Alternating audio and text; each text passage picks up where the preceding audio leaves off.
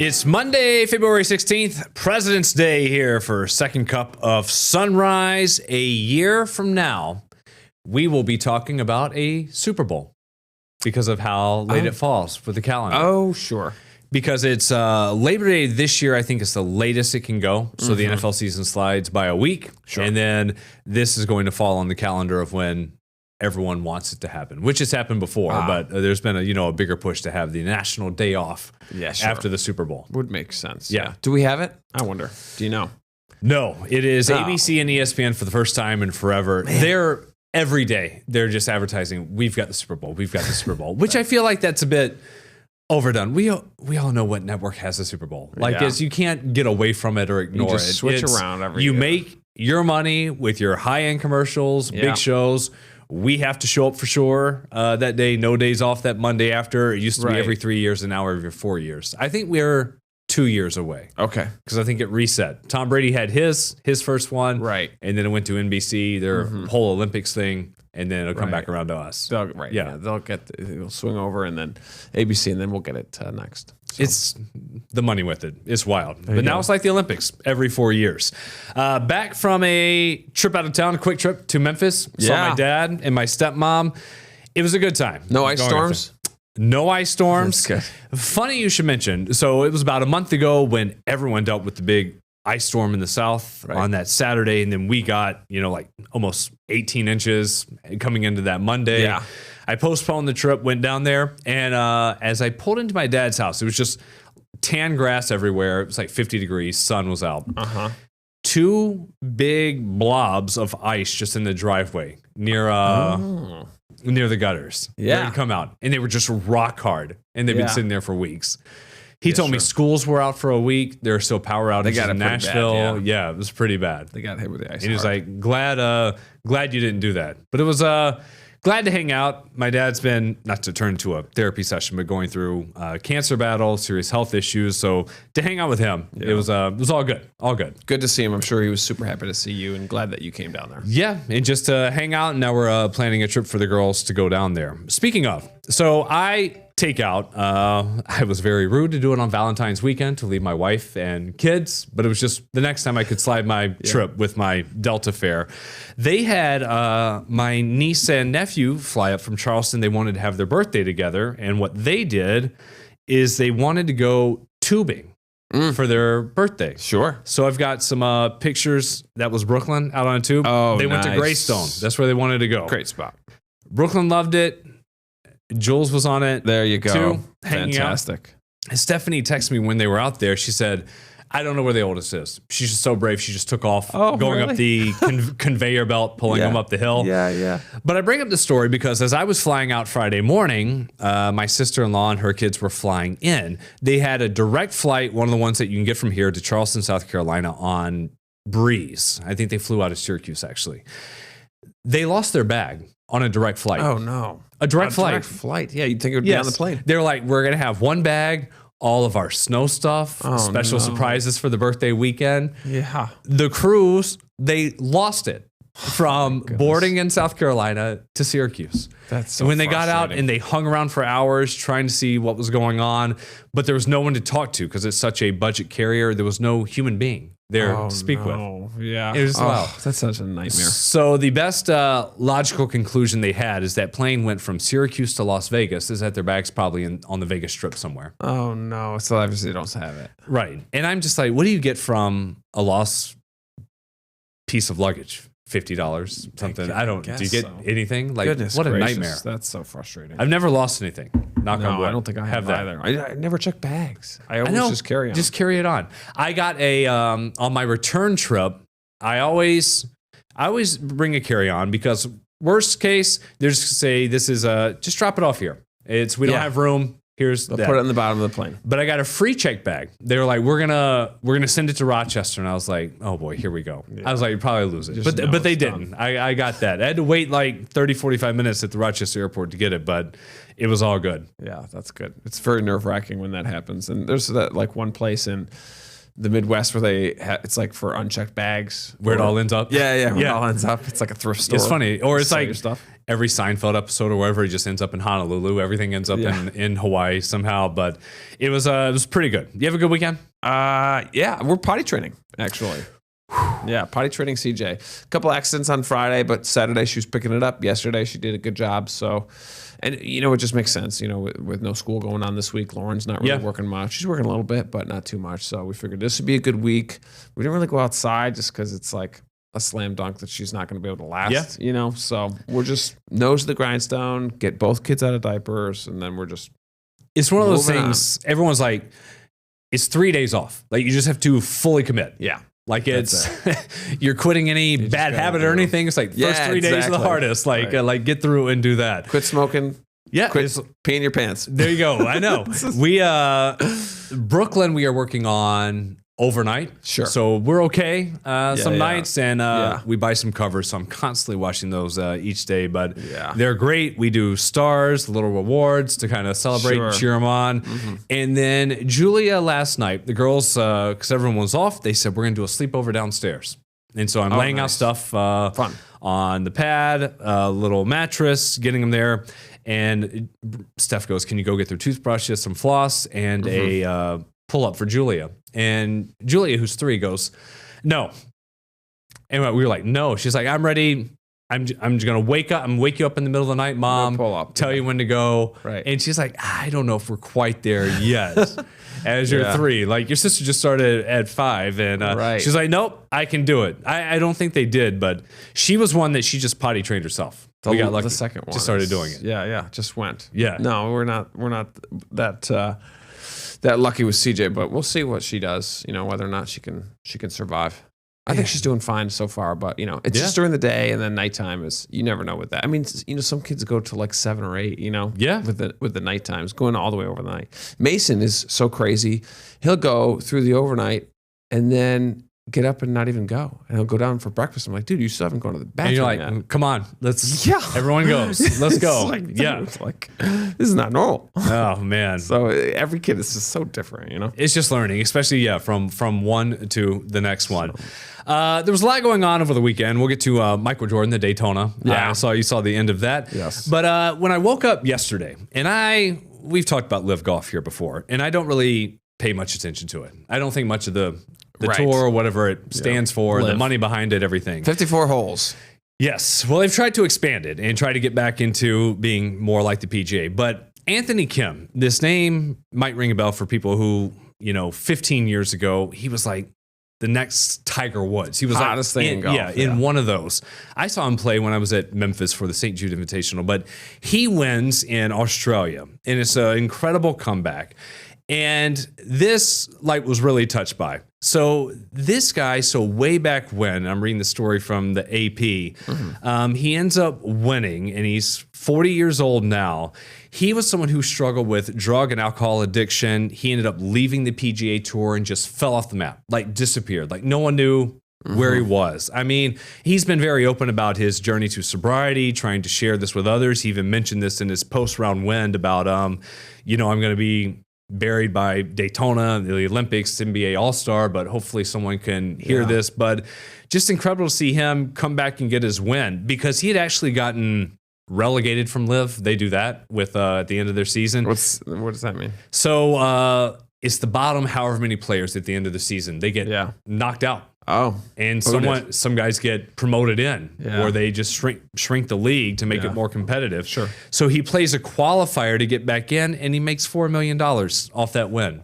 His best season in the PGA Tour, he made 4.6. Wow. So right there. He was number 6 in the world in 2008. He was in the Ryder Cup at Valhalla that year, beat Sergio Garcia in singles. And $4 million, that's a pretty good payoff for that's first huge. place. Yeah. That's some good oil money. That's why they went there, right? To get paid. But it was wild. You think about someone who went through so much. He was like, for one thing, it's just incredible them playing golf, let alone winning, let alone being alive today, doing all funny that. Photo. Look at his feet. Oh, they're twisted up there. Twisting around. He plays with a sleeve now. But yeah, you see him and it's like, hey, I remember that guy. Good for him. He gets picked up on Dustin Johnson's team. I thought that was pretty cool. Pretty Yeah. neat to see. Good on him. Good comeback story. Yeah, it was. It's And, summer in Australia right now. oh yeah, that's always weird, isn't it? When you think about Christmas time when it comes Yeah. around of like people at the beach, and it's Right. like 85 Yeah, they're or in the something. summer. You can still play golf in Arizona and New Mexico and Yeah. southern, Texas and Florida. There's still plenty of places to play golf around here. It's just not that nice. When I flew back at baggage claim, I was waiting for my bag. I just saw golf club after golf club after golf club come Oh, through. yeah, really? Buddies coming back probably from Orlando or somewhere on their Sure. trip. And also some people who came out, and I was like, those look kind of odd for golf clubs. Just huge, long bags. Yeah. Probably like 5 feet long. And then I saw Ski the Big East or something on the Skis. side. Yeah, they Sure. must have gone on a ski trip. Yeah. That's Enjoy what my that. dad does. When he goes skiing, you got to have a special Take them with it. bag to take your skis with you. Yeah. Can you imagine losing those going out west? How much are skis? Like How much? decent skis. $300 probably. That's like middle of the road. Like, middle of the okay. road. Yeah, that might be even the low end. Probably so, You can right? buy $1,000 skis, no problem. Man. Yeah, and the boots. I mean, I bought average boots, and it was like $150. I Yeah. think it was. So yeah, you're not. You probably can't find boots for under 100 unless they're used. These things last a while. Skis. I just have no idea. Like I've been Yes. skiing once. So you got to get them tuned up. Okay. Every few years you can bring them, and then you can obviously do it yourself. But they'll take like a wax, It's almost like a soap bar, but it's wax, and then they'll rub it along the bottom. They'll make sure all your bindings are tightened and ready to go. So there's certain things that you want to do, like maintenance on the skis and stuff like that. But Oh man, I can't imagine if they lost those and trying to file the claim with that. That reminds me of I can't remember hearing a story of for shooting in the Olympics for the games, and it's also for the summer games. There's like a lot of shooting sports. So getting your gun in and out of TSA and through the airports is like an extreme headache. They do it with the biathlon, I think, in the Yeah. winter games where they Yeah. lay down or prone and do it. Yeah. Right. So you got to bring your gun to these places, and like just bringing a gun, a rifle or whatever kind of gun you're shooting into and out of an airport, even if it's registered, bullets. There's a lot of different rules around bullets as well. And they're all like super custom, these guns that they shoot. Like they're made exactly for this person's specific arm length and eye and everything. So they're super custom. It's not like a gun you just buy from a store. And then even if they're all completely registered and like you got the go ahead, okay, that one TSA person that's at the airport, if they're having a bad day and you show up with a gun and they don't know who you are, they're going to either confiscate it or you're going to get in big trouble, so it's And like for them, these total Olympians, headache. I mean, they're everyday people like us. Like they train in barns on farms. They've got day jobs. They have to fly with the rest of us. Yeah, fly with the rest of us to get to it. Some of the things going on in sports. I mentioned Daytona. It was Tyler Reddick who won it. Incredible on the last lap. We can't show highlights because of streaming rights and stuff with that. Right. But you stumbled across it yesterday For toward sure. the end. Mason's a big guy, big NASCAR Car guy. guy. So what we do is Lauren, she'll write down all the racers on a piece of paper and then cut them up, and then we'll all pick the racers, and then so you have like 10 or 15 racers, and then you can have like somebody to root for. Oh, it's a fantasy league. So, yeah, exactly. Like that. Kind of like a snake draft fantasy league. So that was fun, and it was cool to watch. From beginning to end. Obviously, there's like a lot of slow moments that things like happen, but crashes are very exciting. But I was interested to see like there were some guys that got in like minor crashes and they got like banged up a little bit, but they were still able to go. Do you see guys that, it seems like if you crash in the last one, you still can win, but if you crash halfway through, you're probably done, right? Yeah, it depends on Daytona. Everyone who's watched it, you tune in at some point just because it's the first one and because it's on Fox. It's a big track. It's one of the fastest ones they do, and they draft. That's why you see them all together in a pack. So if you get dinged or spin around, hit a wall early on, they can patch it and try to get you in there and you keep going because like we saw yesterday, half the field may crash out. Next thing you know, you're going from 30th to 20th in a 4-lap shootout that you have a chance at the end. And that happened, and there was a crash toward the end. They let him go, the rest of them, all the way to the finish. I'm a big Joey Logano household fan, so the girls were cheering for him, and he ended up third. But Tyler Reddick, he won. He only led half a lap, a third of a lap. Very end. The fourth guy to only lead on the final lap, and here's his team owner, MJ. I can't even believe it. Yeah, I mean, it was so gratifying. I mean, we had 4 guys that were really fighting, that was helping each other out. I mean, you never know how these races going to end, right? It's like you just try to survive, and we just hung in there all day. I mean, we great strategy by the team, and we gave ourselves a chance at the end, and I'm ecstatic. Man, it's awesome. He goes from NBA great to, owning a team in the NBA, and he owns this in NASCAR. His eyes were getting a little wet there.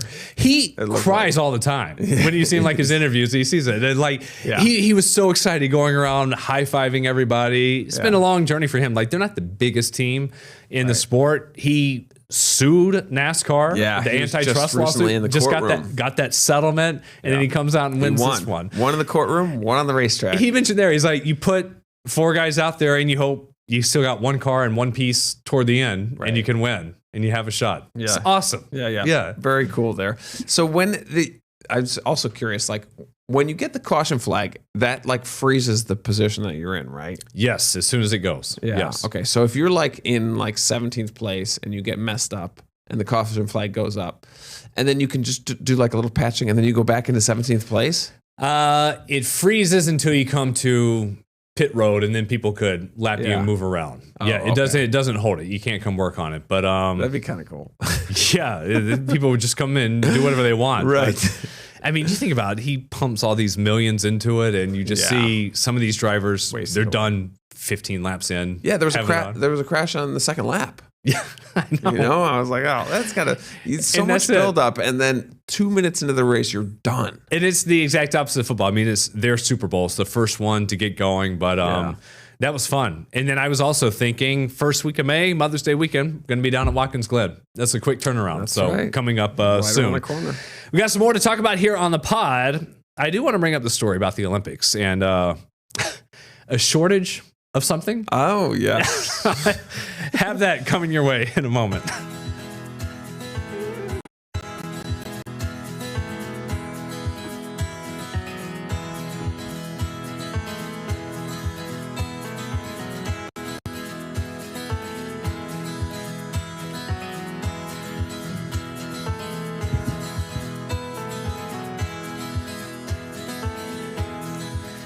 Back here on the pod, this President's Day edition of our half hour. Let me pull this up. There's QR code. We are getting closer and closer.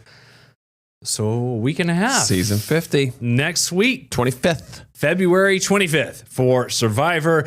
That's the QR code. Enter it once a day, and then we'll hand out some of the gear that they sent us early on. Some of the fun trivia questions. So 50 seasons. How many locations have they filmed in? I'm going to say 9. Okay, yeah, sure. Yeah, I like that number. I'll go just 7. 18. 18, double. I didn't know that. Okay. Always finding an island 18 to go on. Not to bad. do it. The next one, as I was catching up on the weekend, it says, congrats on making it this far. That's Open nice. that up. Oh, there's another QR code. Are you going to scan it? Hold up a second. This is like unboxing, except it's a QR code. Let's see. I wonder what this is going to What does this open provide up? us. Is it just going to say, hey, watch season 50? We'll see. All right. Cookie preferences. Loading. In the meantime, they are showing random greatest hits episodes of Survivor. They are. This says it goes to a Survivor page, 50th season celebration. Submit your info and we'll ship you your gift. Stop it. We get another gift. 201 Humboldt Street. There we go. Put it in there. I'm going to send it right to them. 201 Humboldt like Street that. is our address if you want to send us That's checks good. because our show is so great. There you go. We got to get the host, the big head in here. That's what we want. You think Jeff Probst will come? We keep trying. We keep call trying. him. Maybe give him a call or something. Yeah. We'll work on that effort. Try to get some gear. I keep trying. Tell them. I mean, no one else is doing this with the podcast promoting. That's what I'm saying. And no one else is bringing up this story. We gotta talk about. Yeah. The condom shortage at the Olympic Village. Wow. So this story is legit and it's everywhere. So this too from the AP. Valentine's Day is here. Love is in the air. The headline, Olympic athletes promise fresh stocks of condoms on B-Day after villages run short. Yeah. So the Italian Organizing Committee said in a statement Saturday, we can confirm the condom supplies in the villages were temporarily depleted due to higher than anticipated demand. More will show up between today, Sunday, and Monday. They said there were 300,000 condoms provided for 10,500 athletes at the Paris Summer Games 2 years ago. The original stock was lower for the games in Milan. I think, and this is a quote, 10,000 have been used, 2,800 athletes. You can go figure, as they say. It clearly shows that Valentine's Day is in full swing in the village. Wow. So you're having sex 3 times a day? I mean, It's if my insane. math is right, I mean, I think someone's see that? stockpiling. They got to be stockpiling. I guess so. Don't you have to compete? This story's everywhere. I mean, you put the best looking, most ripped people together. That's true. And I think that all they do is focus on their fitness, They only care, so they don't have time for relationships. So Yeah, when it's it comes to flings, I think just it's just... Winter camp, summer camp, Yeah. meeting people in the cafeteria, and then Especially if you lose early, you got nothing else to do for a couple of weeks. Or if your competition's 10,000 early. in a week. Gone. That's a lot. That's a lot. That's Staying busy, but also good on them. that's more than Staying 1,000 a healthy. day.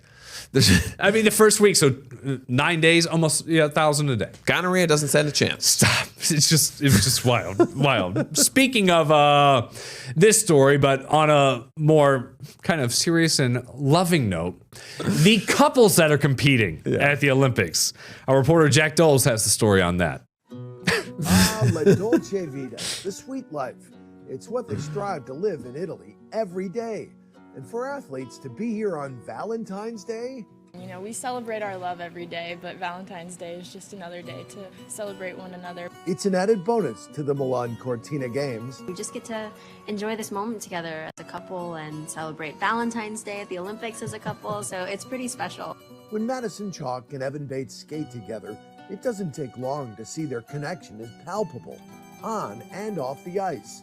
Their amore for one another runs deep. Skating is finite. It's going to end someday, but the relationship that we've built will last forever. The ice dance team of Emiliana Zingis and Vadim Kolesnik are a couple as well.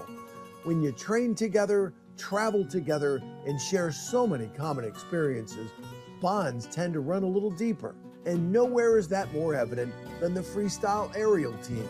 Kayla Kuhn and Quinn Dollinger won a world championship together in 2025. Sharing those moments out on the hill, I think really connects each other, and being scared over triple backflips really bonds you and makes you talk about things a little deeper than surface stuff. Chris Lillis and Winter Vinecki are also a couple.